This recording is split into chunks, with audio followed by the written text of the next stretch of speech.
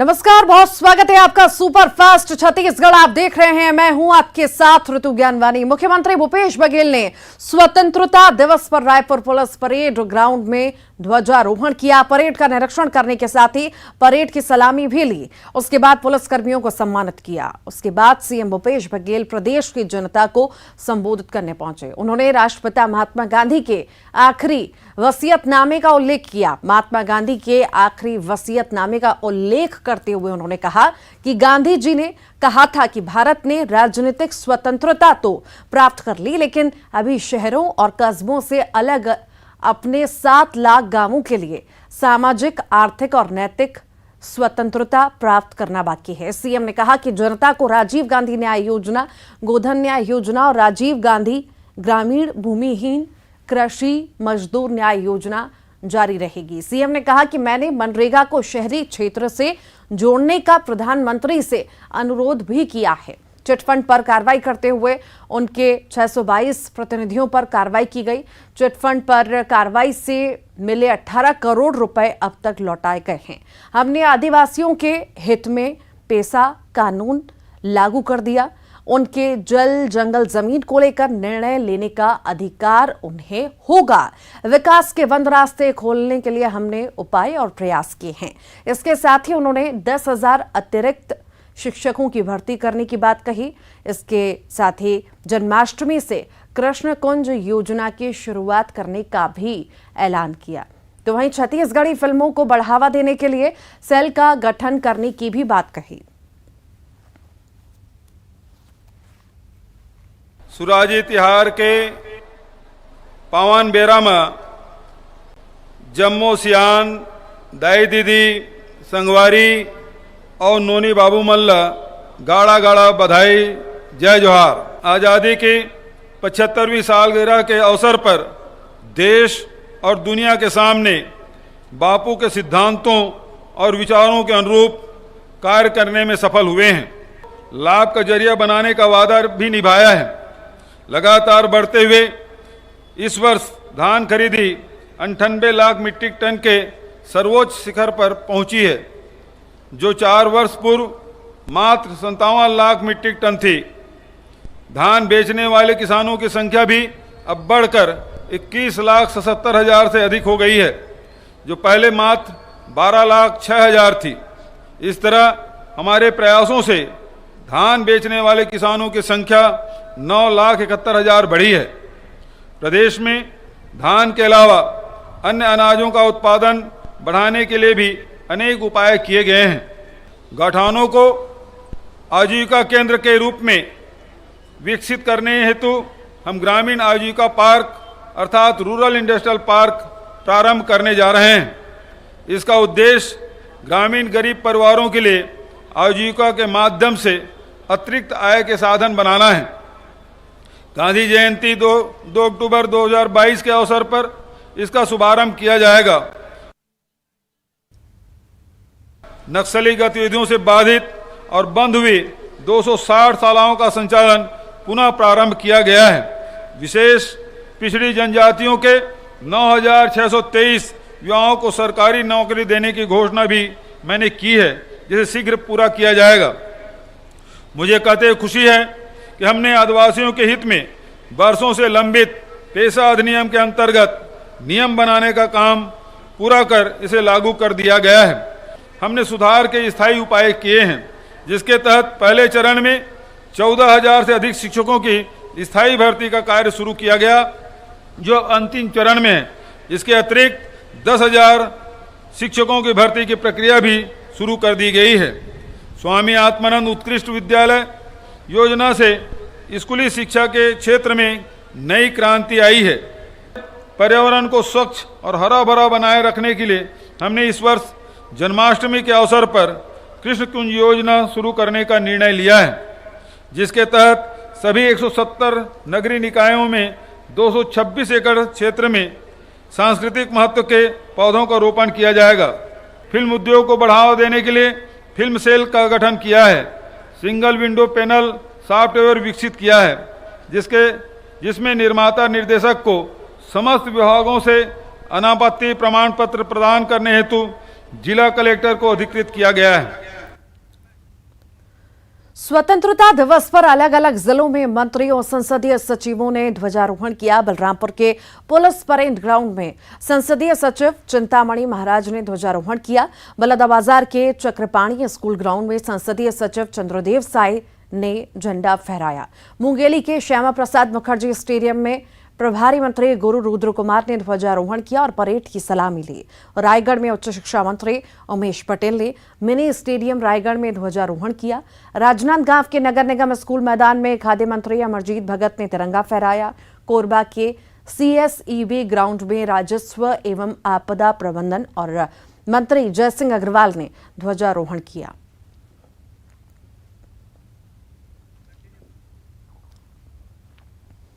जांजगीर के high school मैदान में नगरीय प्रशासन मंत्री शिव डहरिया ने तिरंगा फहराया, परेड की सलामी ली। दुर्ग के पुलिस परेड ग्राउंड में मंत्री रविंद्र चौबे ने ध्वजारोहण किया, परेड की सलामी ली। सूरजपुर के higher secondary school stadium ground में शिक्षा मंत्री प्रेमसाय सिंह टेकाम ने ध्वजारोहण किया, जिले वासियों को शुभकामनाएं दी। सरगुजा पुलिस लाइन मैदान में मंत्री TS देव ने झंडा फहराया और परेड की सलामी ली। धमतरी के एकलव्य खेल मैदान में संसदीय सचिव शकुंतला साहू ने तिरंगा फहराया। लगातार बारिश के बीच कार्यक्रम का आयोजन हुआ। कवर्धा के PG कॉलेज मैदान में मंत्री मोहम्मद अकबर ने ध्वजारोहण किया और परेड की सलामी ली।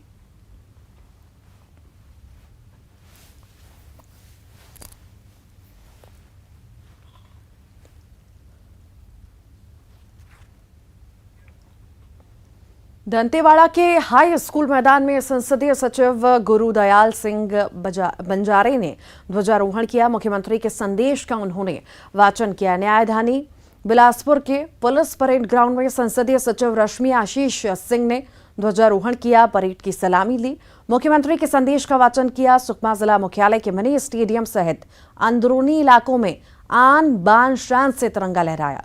मंत्री कवासी लखमा ने ध्वजारोहण किया, शहीद के परिजनों का सम्मान किया। कोंडागांव के विकास नगर स्टेडियम में संसदीय सचिव कुंवर सिंह निषाद ने ध्वजारोहण कर परेड की सलामी ली। भारी बारिश में भी लोगों में स्वतंत्रता दिवस समारोह को लेकर गजब का उत्साह दिखा।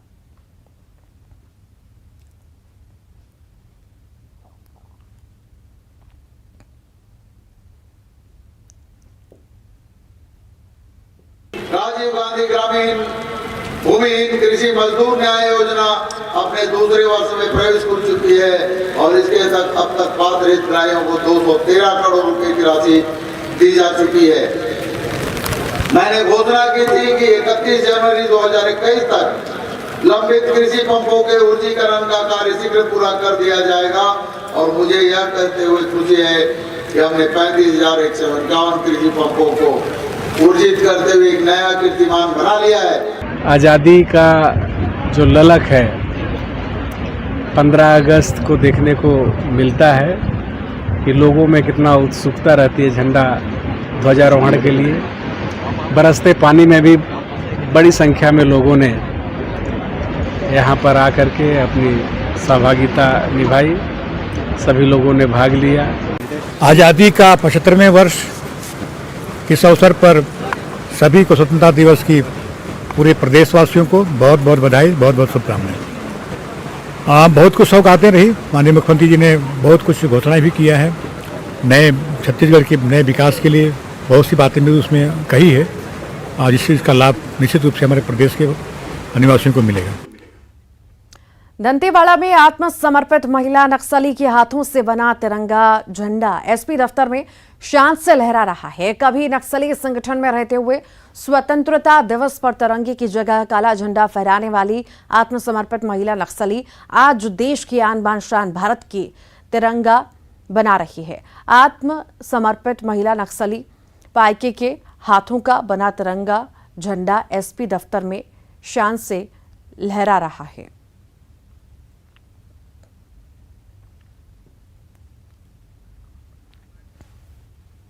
कोरबा में स्वतंत्रता दिवस समारोह में स्नेक रेस्क्यू टीम को सम्मानित किया गया। कोरबा कलेक्टर ने टीम के कार्य की प्रशंसा करते हुए कहा कि ये कार्य कोई साधारण व्यक्ति के बस की बात नहीं है।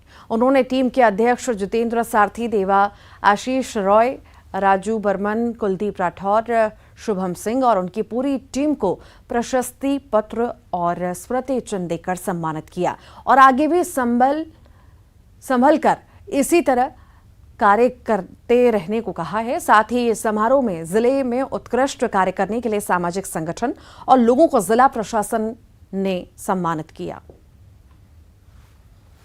सर्वप्रथम पूरे देशवासियों को स्वतंत्रता दिवस की हार्दिक शुभकामनाएं। हमारा देश सदैव इसी तरह से खिलखिलाता रहे, हंसता मुस्कुराता रहे और तरक्की की ओर बढ़ता रहे, यही मेरी शुभकामनाएं हैं। और जैसा कि सर आज स्वतंत्रता दिवस के अवसर पे हमारे कोरबा जिला प्रशासन की तरफ से हमें प्रस्तुति पत्र और मोमेंटो देकर सम्मानित किया गया। समाज के प्रति जो हम लगातार रेस्क्यू कर लोगों की जान बचाते हैं और साथ ही साथ सांपों की जान बचाते हैं, उस कार्य के लिए हमें जिला प्रशासन ने समाज के प्रति किए हुए कार्य के लिए सम्मानित किया। मैं जिला प्रशासन को इसके लिए बहुत बहुत धन्यवाद करता हूं और साथ ही साथ मैं आगे भी यही कहूँगा कि हमारी टीम लगातार जिले पे रेस्क्यू कर लोगों की जान बचाने का कार्य और वन्य जीवों को बचाने का कार्य लगातार करता रहे।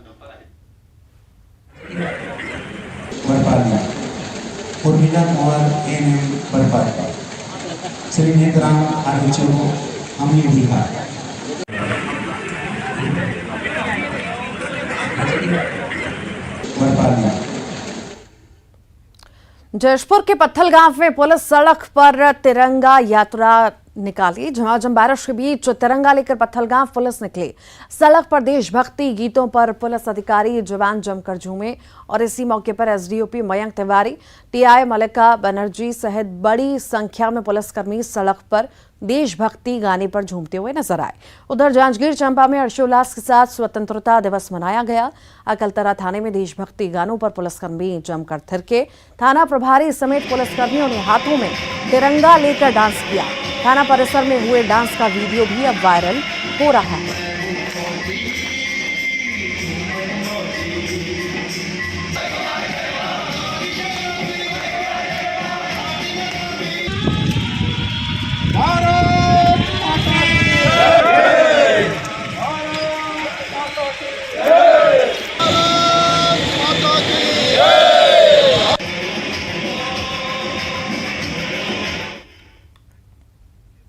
प्रदेश के कई हिस्सों में मुसीबत की बारिश लगातार जारी है। रायगढ़, धमतरी, गोंडागांव, दंतेवाड़ा, कांकेर, गरियाबंद में भारी बारिश से जनजीवन बुरी तरह से प्रभावित हो चुका है। लगातार हो रही बारिश से इन जिलों में नदी नाले उफान पर हैं। धमतरी में गंगरेल बांध लबालब हो चुका है। गरियाबंद में सिकासार जलाशय का गेट खोल दिया गया। गोंडागांव में भारी बारिश से लोगों की परेशानी बढ़ गई। काकड़ी पुल पर पानी बह रहा है। पुल पर पानी बहने से जगदलपुर कुंडागांव मार्ग बंद है। बारिश से कई जिले में बाढ़ के हालात भी बन गए हैं।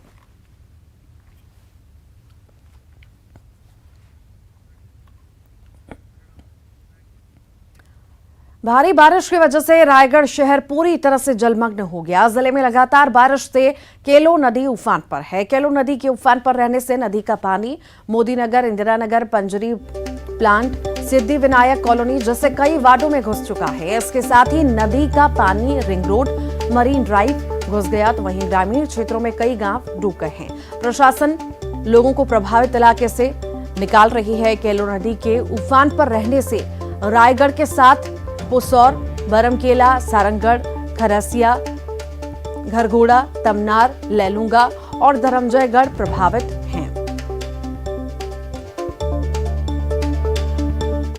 में लगातार बारिश हो रही है और महानदी जिले के से ही होकर गुजर रही है और काफ़ी गांव हमारे प्रभावित हैं। कल रात में भी हमने 2 गांवों को शिफ्ट किया है और कुछ ग्रामवासी हैं जो ये बोल रहे हैं कि नहीं हम शिफ्ट नहीं होंगे, उनको भी समझा बुझा के हम शिफ्ट करेंगे।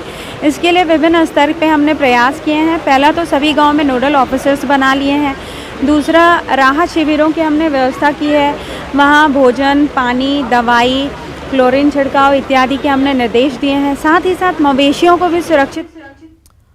रायगढ़ से बड़ी खबर है। जिले के 67 गांव अलर्ट पर हैं। 29 गांव में बाढ़ के हालात बन चुके हैं। सरिया के 22 गांव, 5 पुसौर और सारंगगढ़ के 2 गांव, कलमा बैराज के सभी 66 गेट खोले गए। छिछोर, उमरिया, पड़ीगांव व टिमर लगा राहत शिविरों में डॉक्टरों की तैनाती भी की गई है और भी करने के निर्देश दिए हैं। पर्याप्त मात्रा में दवाई रखने के भी निर्देश दिए गए हैं।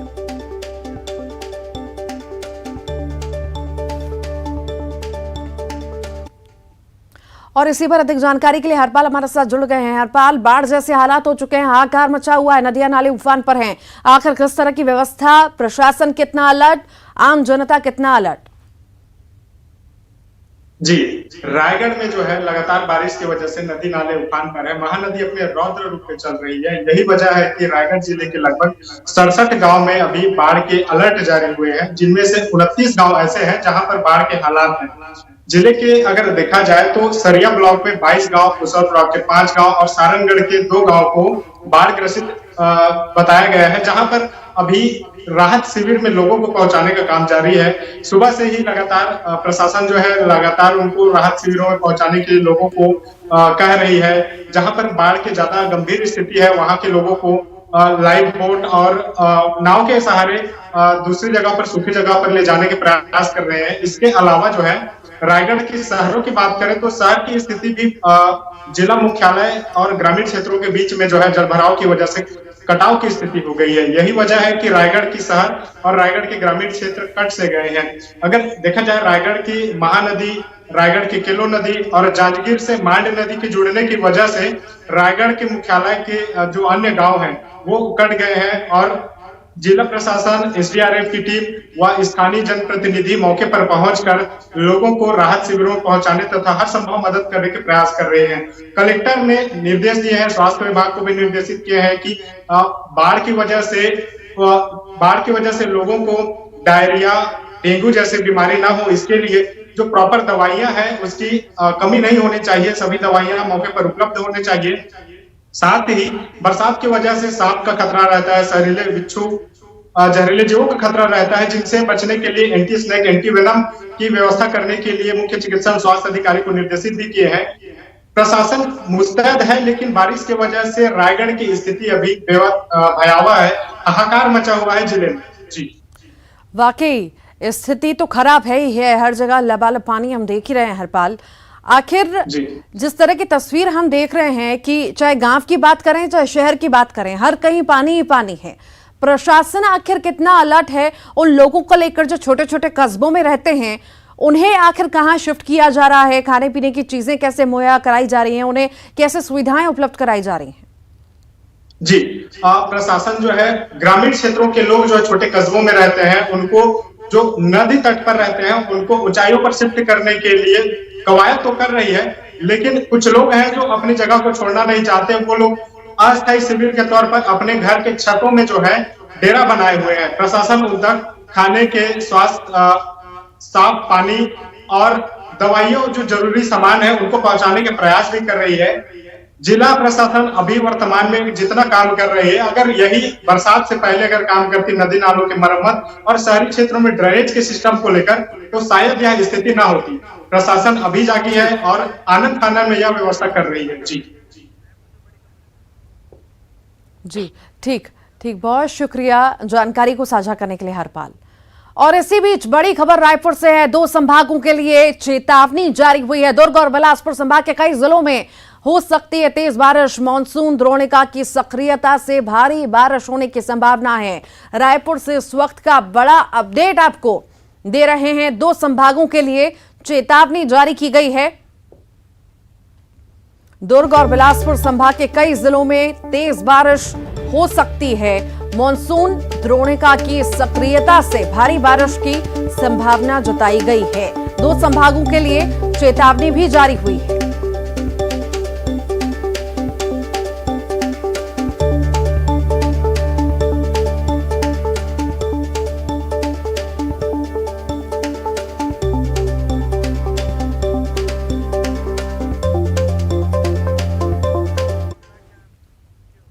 चार साल इंतजार के बाद बालोद जिले की जीवनदायिनी तांदुला जलाशय ओवरफ्लो होने की कगार पर है। पर्यटकों के लिए आकर्षण का केंद्र बने तांदुला जलाशय को देखने के लिए दूसरे जिलों से भी लोग पहुंच रहे हैं।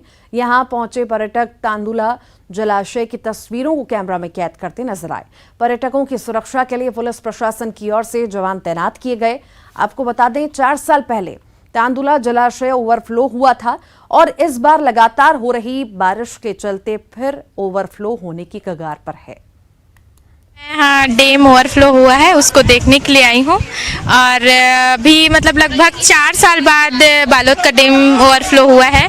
बहुत दिनों से इंतज़ार था हम लोग को कि डैम ओवरफ्लो हो और हम सब देखने के लिए आए। बहुत अच्छा लग रहा है यहाँ आके और काफ़ी। आखिरकार 4 साल लंबे अंतराल के बाद में तांदुला जलाशय ओवरफ्लो हुआ है, जिसे देखने के लिए सैकड़ों की संख्या में यहाँ पर पर्यटक भी यहाँ पर मौजूद हैं। मैं अभी तांदुला जलाशय के किनारे मौजूद हूँ। मैं तस्वीरों के जरिए दिखाना चाहूँगा कि 4 साल लंबे अंतराल के बाद में लगातार जिस तरह से बारिश हो रही थी और बारिश की वजह से जो तांदुला जलाशय जो है वो ओवरफ्लो हुआ है। मैं तस्वीरों के जरिए दिखा दूँ एक बार कि तांदुला जलाशय किस तरह से ओवरफ्लो हुआ है। इधर भी मैं तस्वीरों के जरिए दिखाना चाहूँगा कि यहाँ पर लोग बड़ी संख्या में केवल बालोद जिले से ही नहीं बल्कि दूर दराज से भी लोग यहाँ पर देखने के लिए, इसको निहारने के लिए यहाँ पर पहुँचे हुए हैं। और बड़ी संख्या में लोग पहुँचे हुए कैमरे में, अपने मोबाइल में, अपने कैमरे में तस्वीरों को कैद कर रहे हैं इस नज़ारे को कि कितना बेहतर नज़ारा आप यहाँ पर देखे भी हैं कैमरे के ज़रिए से, तस्वीरों के ज़रिए से, कि बहुत बेहतरीन नज़ारा यहाँ पर है और यहाँ पर देखने के लिए बड़ी संख्या में लोग मौजूद हैं। नीलेश्वर देवांगन, न्यूज़ 18।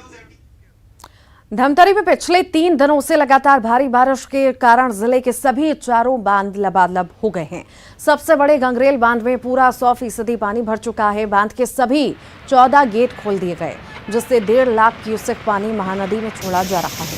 फिलहाल 1,45,000 क्यूसेक पानी की आवक बनी हुई है। महानदी के किनारे बसे गांवों में हाई अलर्ट जारी किया गया है। लोगों को नदी की तरफ जाने से मना किया गया। गंगरेल के अलावा सोंडोर बांध के भी सभी 5 गेट खोले गए। रुंधावा और मुरुम सिल्ली बांध भी लगभग पूरी तरह से भर चुके हैं। जल संसाधन विभाग लगातार हालातों पर नजर बनाए हुए है। ऐसा 2023 के बाद पहली बार हो रहा है। इतने बड़े पैमाने पर महानदी में पानी छोड़ा गया है।